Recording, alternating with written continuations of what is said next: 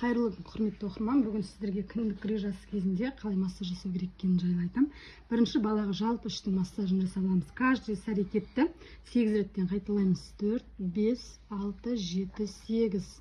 1, 2, 3, 4, 5, 6, 7, 8.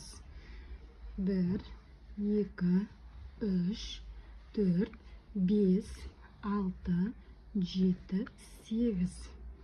1, 2, 3, keri қайтамыз. 4, 5, 6, 7, 8. Спираль тәрізден 1, 2, 3, 4, 5, 6, 7, 8. Сирма тәрізді шекті 3-4 рет басамыз.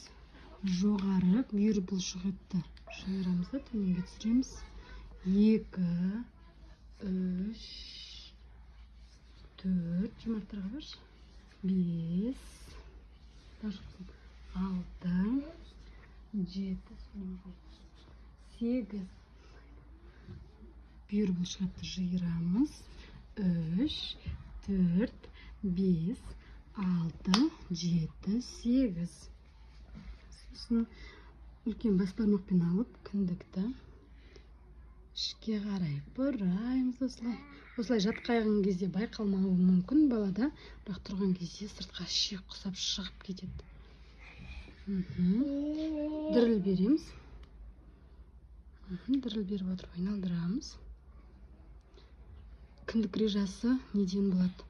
Бұл кіндіктің жанындағы бұлшықеттердің тонусының жоғалғанынан, кіндік сақинасының әлсіздігінен болады.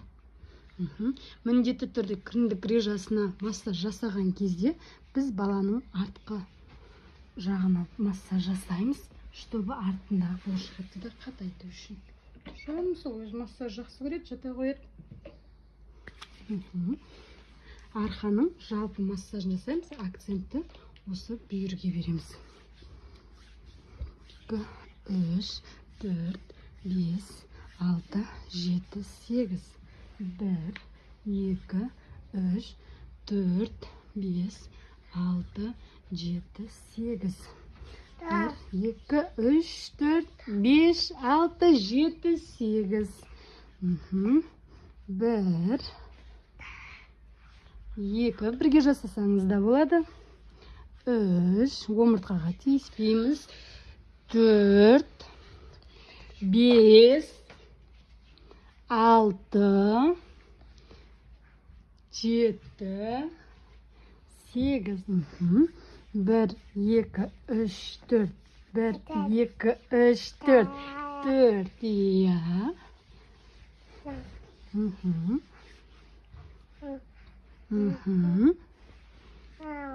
Iya.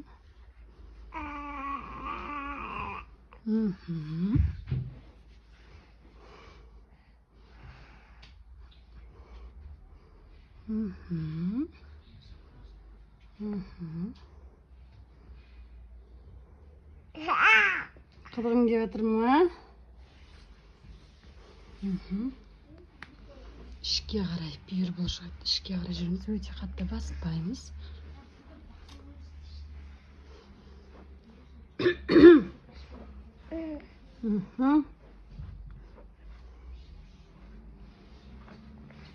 Жақсы, қайтадан баланы оң қаратамыз. Дауыстарын шығармаңдар, біз видео түсіріп жатырмыз де. Қайтадан сағат тілімен қарай. Бірап жібереміз. 5, 6, 7, 8. Сосын кіндікті қайтадан сағат тілі бойымен басамыз. Сосын осылайна 2, 3, 4, 5, 6, 7, 8. 1, 2, 3, 4, 5, 6, 7, 8. 3, 4, 5, 6, 7, 8. 3, 4, 5, 6, 7, 8. Бұл бізде, мына жерде бізде тік бұлшықеттер бар. Іштің соны қатайту үшін осылайынан жасаймыз.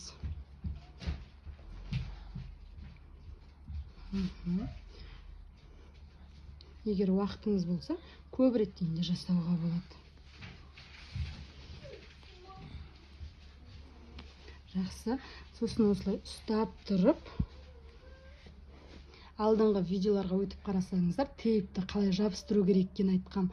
Егер тейп жоқ болса, қол астыңызда осындай лейкопластырь болатын болса, ткановый, соны осылай X образды қылып, немесе үлкен қылып жабыстырып қоюға болады.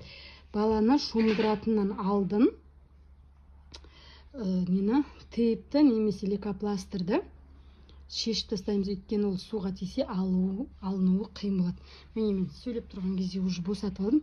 Егер босап кетсе, қайтадан осылай басасыз да, міне, былай жиырып аласыз, чтобы кіндік сақинасы іште тұру керек. Сосын осылайынан фиксация жасап қоясыз. Жақсы.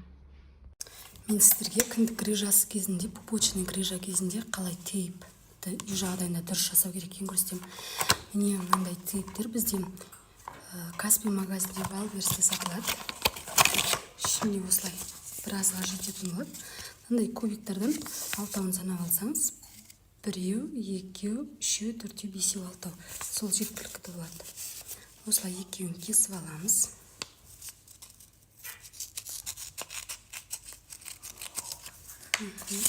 Тағы да 1, 2, 3, 4, 5, 6. Кесіп алдық.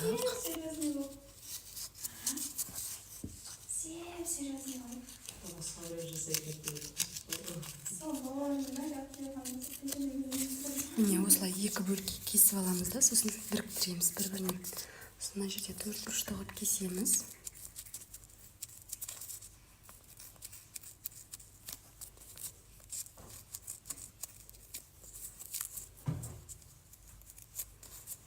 Осындай кескеніңізге осылай қоясыз да. Сосын кескен ортасы қалады, 2 шетін кесіп аласыз келесі тейптің.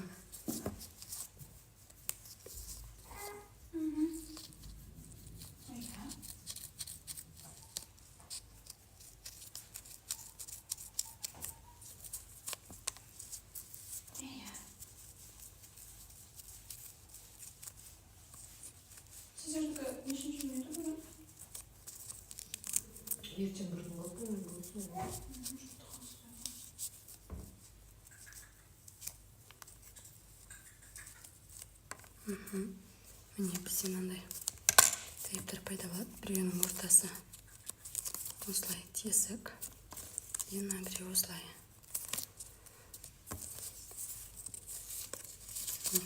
Осылайынан балаға жабыстырамыз. Бірінші мына жақты ашып жабыстырып аламыз да, тартып осылай жабыстырамыз, сосын тартып жабыстырамыз.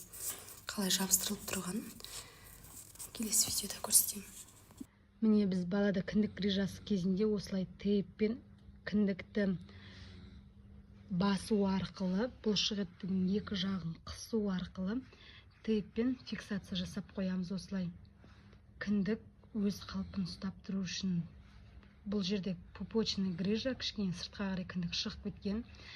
Бірінші жалпы іштің массажын жасап аламыз да, сосын кіндікті осылай бас бармақпен басып, 2 іштің бұлшық етін осылайынан бөгіп тұрып, тейппен фиксация жасап қоямыз. Тейпті қалай жасау керек екені сізге қызық болса, жекеге өтіп сұрауға болады. Сосын бұны алатын кезде бұл өте қатты жабысып тұр. Ақырын аламыз. Ақырын бір шетінен алып аламыз. Немесе шомылдырғанда алып тастауға болады әр массаждан кейін.